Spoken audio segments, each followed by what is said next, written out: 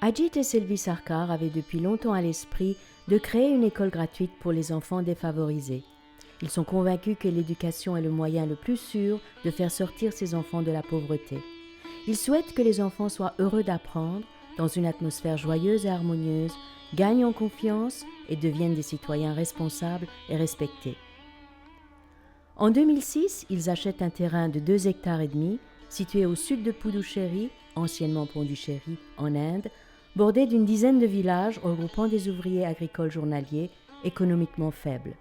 Il n'y a pas d'école à proximité.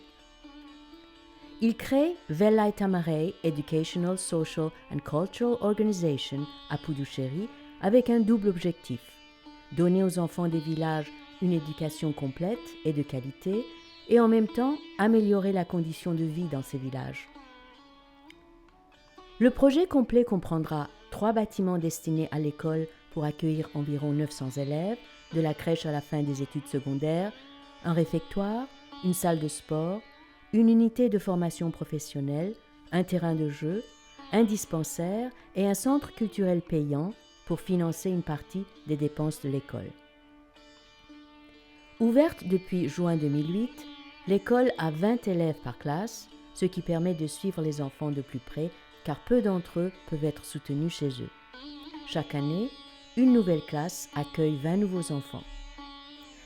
La pédagogie est axée sur la créativité, l'imagination et l'initiative. Les matières scolaires générales sont enseignées en anglais avec 3 langues en plus, le tamoul, l'hindi et le français. Une grande place est donnée aux activités artistiques et sportives.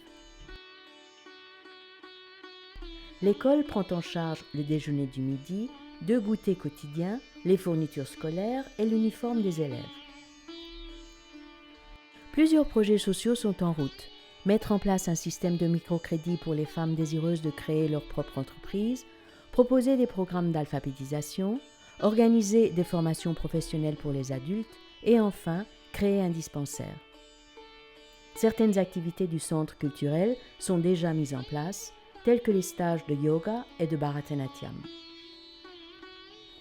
Pour poursuivre le développement de tous nos projets, nous avons besoin de vous tous. Nous comptons sur votre générosité. Nos remerciements vont à tous ceux qui nous font confiance et qui aident à la réalisation des projets par leurs dons ou en consacrant leur temps.